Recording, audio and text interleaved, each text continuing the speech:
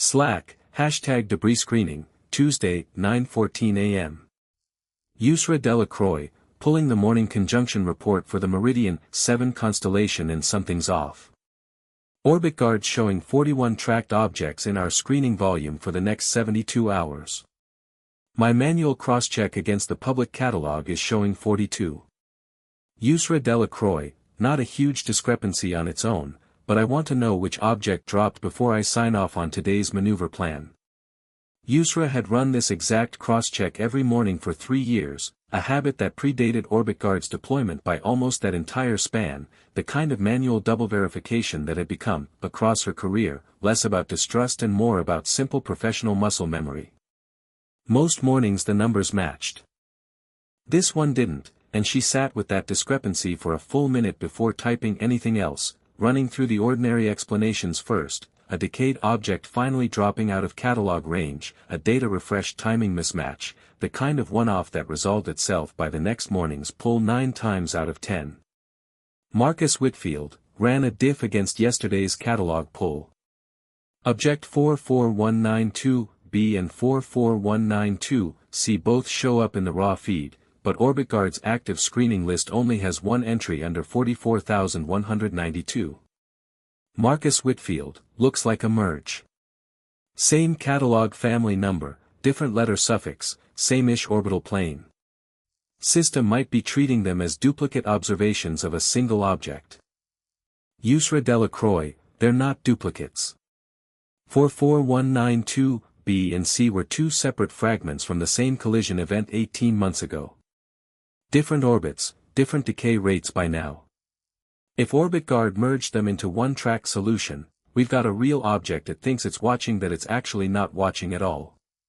Marcus had joined the debris screening team only 8 months earlier, sharp but still building the specific pattern recognition that came from years of watching how these systems tended to fail in practice rather than in theory, and Yusra could tell from the pause before his next message that he was running the implications forward himself, considerably faster than she'd expected from someone that knew to the work.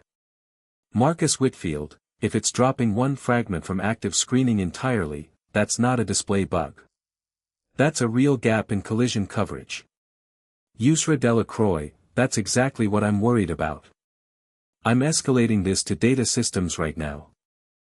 Email, Tuesday, 10:02 a.m. from Yusra Delacroix to Camille Delacroix. Subject, possible dedup bug in Orbit Guard, need eyes today. Camille. Found what looks like a database deduplication error affecting object 44192B/C, the 2 fragments from the collision debris field we've been tracking since last year. Orbit Guard's active screening appears to be treating them as a single object rather than 2, which means one of them has effectively dropped out of collision screening entirely while the system believes it's still being monitored under the merged entry. I don't yet know which of the 2 fragments is the one that's actually missing from screening. I need someone from your data systems team to pull the merge logic today, not next week, because if this is a systematic issue rather than a one-off, we could have other closed catalog number objects affected the same way across the full constellation. I know today's already full for you. I'm asking anyway, because I don't think this is the kind of thing that gets less urgent by waiting until tomorrow's stand-up to raise it properly. Yusra. Camille Delacroix, got your email. Pulling the merge logic now. How confident are you this is a real gap and not just a display quirk in your manual cross-check? Yusra Delacroix, confident enough that I want an answer before I sign today's maneuver plan, Camille. If 44192C is the one that dropped, and it's on a trajectory anywhere near Meridian 7's next few orbits, I need to know that before I tell anyone it's safe to hold position. Camille Delacroix, give me 2 hours before you escalate this past our team. I want to actually understand the bug before it turns into a company-wide fire drill over something that might resolve to a formatting error. Yusra Delacroix, I'll give you 2 hours. I'm not signing the maneuver plan until I have an answer either way. Camille Delacroix, understood. 2 hours. Yusra closed her laptop for a moment after that last message, the specific restless quiet of someone who's just agreed to a deadline she isn't entirely comfortable waiting for. 2 hours felt reasonable on paper, the kind of window she'd have granted any other engineer on the team without a second thought, and yet she found herself checking the clock more often than the wait genuinely warranted, aware, somewhere underneath the professional patience, of exactly how much could theoretically be moving through empty space in that same 2 hours without anyone watching for it. Camille ran Solstice Orbital's data systems team, having built OrbitGuard's core screening architecture herself over 4 years, starting not long after Yusra had joined the debris analysis group as a junior tracker, two half-sisters who'd grown up mostly apart, different mothers, a father who'd split his attention unevenly across 2 households in ways neither of them had fully processed until well into adulthood, reconnecting properly only after both had independently ended up in the same small, specialized industry. Yusra still remembered the specific strangeness of that first professional reunion, for years earlier, both of them walking into the same industry conference and recognizing each other across a crowded exhibit hall before either had any idea the other worked anywhere near orbital debris tracking, a coincidence so specific it had taken both of them a full minute of stunned small talk to actually believe.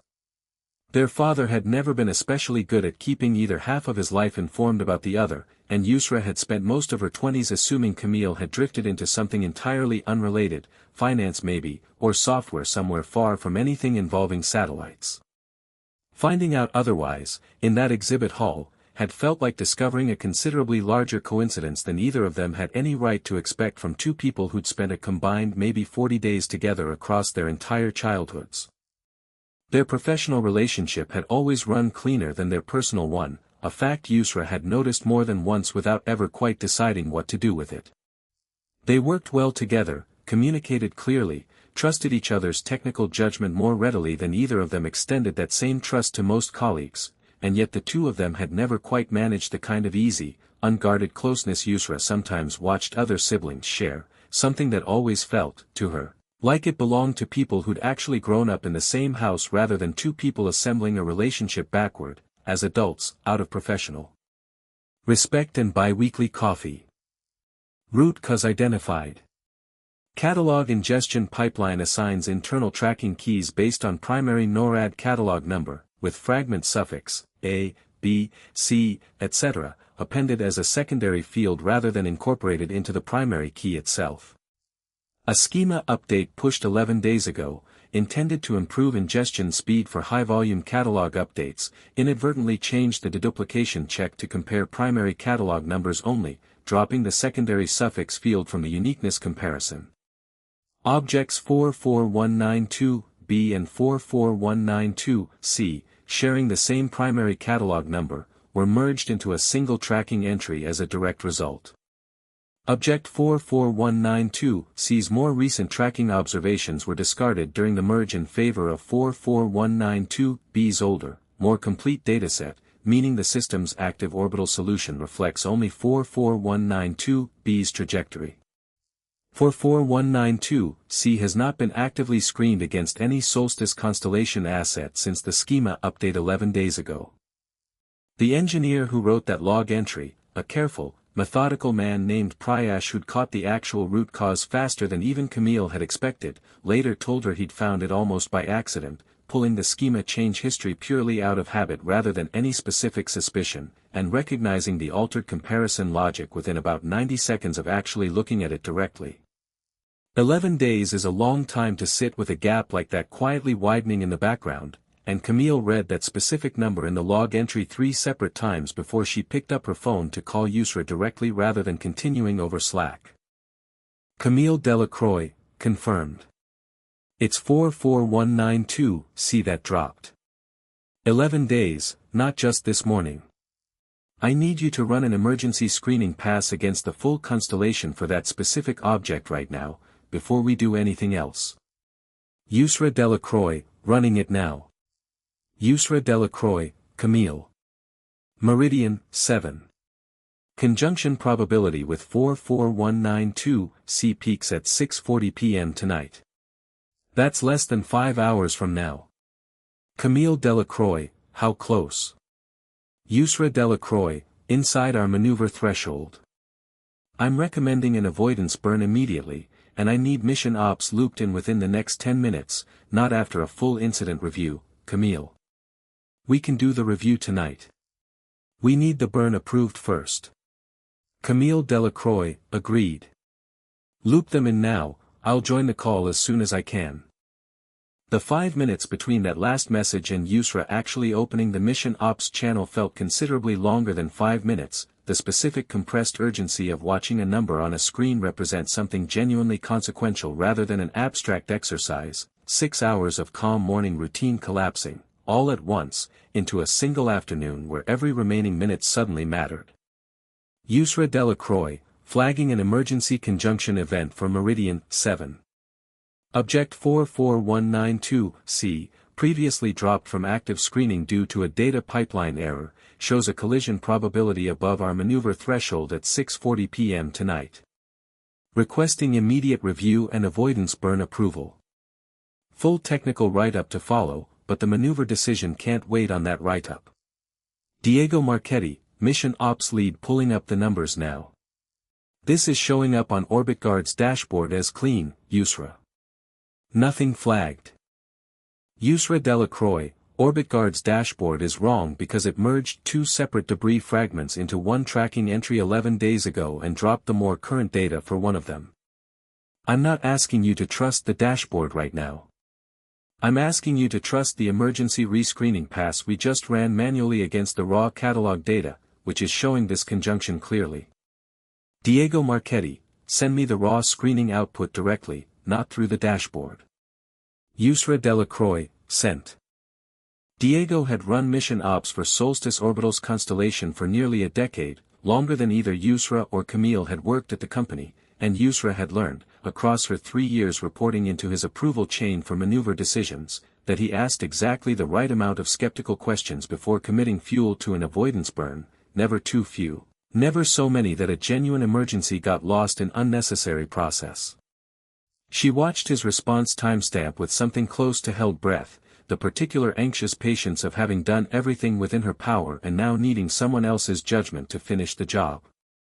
Diego Marchetti, confirmed independently. Approving the burn. How much runway do we have? Yusra Delacroix, about 4.5 hours. Enough time to do this carefully.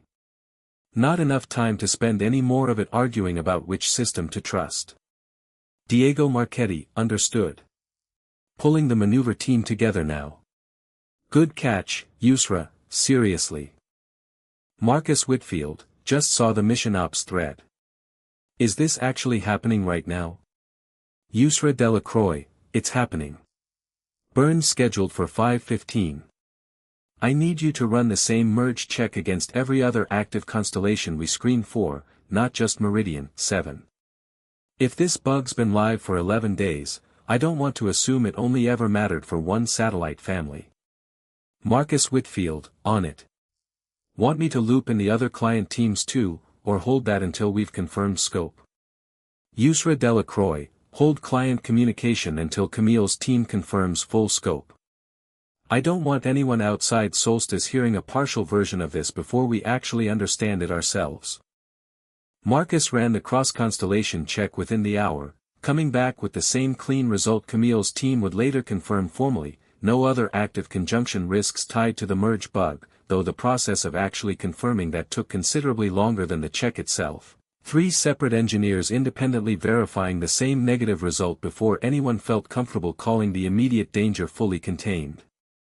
Yusra spent that hour split between monitoring the maneuver preparation and fielding a steady stream of internal questions from people up the chain who'd heard fragments of the afternoon's events and wanted direct answers rather than second-hand summaries.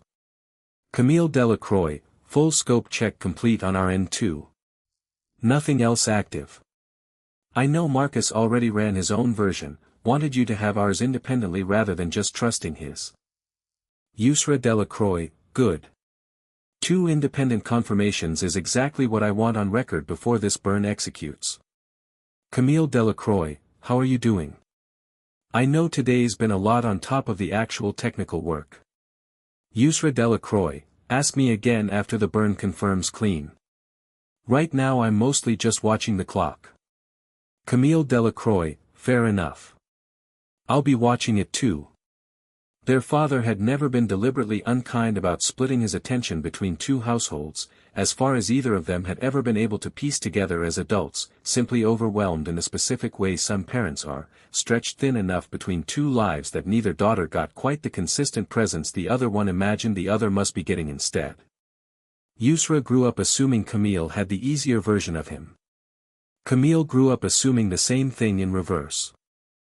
Neither of them found out how wrong that assumption was until they were well into their 20s, comparing notes over a drink at some cousin's wedding neither particularly wanted to be at, both of them slowly realizing they'd spent childhoods resenting a sibling for an advantage that had never actually existed on either side. That comparison, more than anything either of them has said directly about it, is probably the real reason a 5-hour technical emergency turned into the most honest conversation they've had in years. Some sisters build trust slowly, over decades of shared history. Yusra and Camille built theirs backward, out of two careers that happened to collide, and out of exactly the kind of crisis that forces two people to find out fast whether the trust they've been assuming is actually there. The avoidance burn executed cleanly at 5:15 p.m., a small, routine adjustment to Meridian 7's orbit that would have been entirely unremarkable if the previous 7 hours hadn't been spent racing to confirm it needed to happen at all. Yusra watched the telemetry confirm the maneuver's completion from her own console, the satellite's new trajectory settling into a track that put it comfortably clear of 44192C's projected path by a margin that felt, in the moment, considerably more precious than the raw numbers on the screen probably deserved. She sat back from her console once the confirmation came through, the specific physical release of tension she hadn't fully registered carrying until it finally let go, hands slightly unsteady in a way she hadn't noticed while she'd actually needed them steady. The control room around her had the particular quiet of a genuine crisis resolving cleanly, a handful of other analysts and engineers who'd gathered near her station over the previous hours now drifting back to their own screens, the ordinary rhythm of an afternoon reasserting itself over what had briefly become the only thing that mattered in the entire building. Camille Delacroix, burn confirmed clean. I owe you a considerably longer conversation than I have the bandwidth for right now, but I wanted to say it before the day gets away from both of us. You were right to push past my 2-hour ask this morning. Yusra Delacroix, I know you weren't trying to slow-walk it, Camille. I know you wanted to actually understand the bug before it became a fire drill. Camille Delacroix, I did want that. I also think, if I'm honest, some part of me didn't want my own architecture to be the thing that almost caused this, and that made me slower to believe it than I should have been for those first 2 hours. I need to sit with that more than I want to right now. Yusra Delacroix, sit with it tomorrow. Tonight I just need the full incident review scheduled and every other close catalog number object across the constellation checked against the same merge bug, because if it happened once from one schema update, I don't trust that it only happened once. Camille Delacroix, already running that check. I'll have results by morning. The review identified 6 additional object pairs across the full Solstice catalog affected by the same primary key deduplication error, none carrying an active conjunction risk at the time of discovery, all corrected within the review's first day once the specific pattern was understood. The schema change responsible for the bug was reverted within 18 hours of initial discovery, restoring fragment suffix comparison to the deduplication logic, alongside a new automated cross-check comparing OrbitGuard's active screening count against the raw public catalog count daily, specifically designed to surface exactly the kind of discrepancy Yusra had first caught manually on Tuesday morning, without requiring anyone to notice it by hand going forward.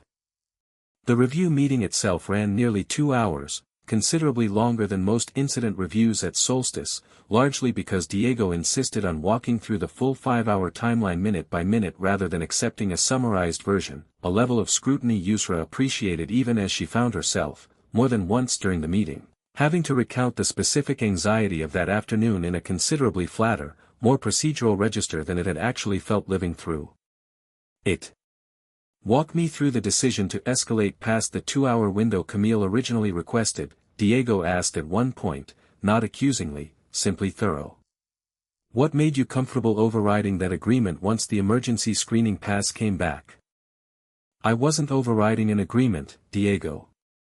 Camille and I had agreed on 2 hours, and the emergency screening pass came back inside that window, showing a conjunction risk neither of us had confirmed yet when we made that agreement. The situation changed before the deadline did. I didn't need to override anything, I just needed to act on new information the moment I had it. And if the screening pass had come back clean instead? Then I'd have waited out the 2 hours like we agreed, and we'd be having a considerably less interesting review meeting today. Camille presented that automated cross-check to the full engineering team herself, walking through the incident from the schema change forward without minimizing the 11-day gap or the 4.5-hour window it had ultimately cost the team to close. She didn't mention, in that meeting, the 2 hours she'd initially asked Yusra to wait before escalating, and Yusra noticed the omission without deciding, in the moment, whether it mattered enough to raise. It was a small thing, in the scale of everything else the review covered, and yet Yusra found herself turning it over more than the meeting's actual substantive content in the days that followed, the particular way a technically accurate account could still leave out the one detail that had felt, from the inside of living it, like the most personally significant part of the whole day. Camille, coffee later. Not a work thing. Actually not a work thing this time. Yusra, sure. Same place. Camille, same place. I keep thinking about the 2 hours. I want to actually talk about it, not just the incident review version. Yusra, okay. They met at a small coffee shop 3 blocks from the office, the same one they'd been meeting at every other week or so for the past 4 years, a routine so established that the barista greeted them both by name and had their usual orders started before either of them reached the counter. Yusra noticed, sitting down across from Camille that morning, that her sister looked considerably more tired than she had even during the incident review, the specific exhaustion of someone who'd spent several days turning something over privately before finally deciding to say it out loud. Camille, I think I've spent 4 years building something I was quietly more attached to being right than I let myself notice. I didn't slowwalk Tuesday morning because I doubted you specifically. I think I slowwalked it because some part of me needed the bug to be smaller than it turned out to be, and that's a considerably more uncomfortable thing to say out loud than I wanted to verify before escalating. Yusra, I noticed you left that part out of the review presentation. Camille, I know you did. That's part of why I'm bringing it up now instead of letting the clean version stand. Yusra, why did it matter so much to you that it be smaller than it was? Camille didn't answer right away, turning her coffee cup slowly on the table between them, the particular hesitation of someone reaching for an honest answer rather than a comfortable one. Camille, I think because Orbit Guard's the thing I built to prove I belonged in this industry on my own terms, not as somebody's half-sister who happened to end up in the same field by coincidence. For years of building something genuinely good, and the first real crack in it showed up specifically because I designed a comparison check that didn't account for something obvious in hindsight. I wanted 2 hours to find a smaller explanation because the actual explanation felt like it was about me, not just about the system. Yusra, it wasn't about you, Camille. 11 days is a real number. 4.5 hours is a real number. Those numbers don't care whose name is on the architecture. Camille, I know that intellectually. I don't think I fully believed it Tuesday morning. They didn't resolve much more than that over coffee, not in any tidy, quotable way, the conversation drifting eventually into other things, an upcoming maintenance window, their father's upcoming birthday, the ordinary texture of 2 people who genuinely liked each other's company working their way back toward comfortable ground after a harder conversation than either of them had planned on having that morning. Yusra has thought, in the months since, about how strange it is that the clearest conversation she and Camille have had in years came out of a database merge bug in a 5-hour scramble to fix it, 2 half-sisters who'd spent most of their adult lives being genuinely good colleagues without ever quite becoming the kind of family who talked plainly about the 2 hours underneath an apology. Orbit Guard's daily cross-check has caught 2 more minor discrepancies since the incident, both resolved within hours, neither remotely close to the stakes of that first Tuesday.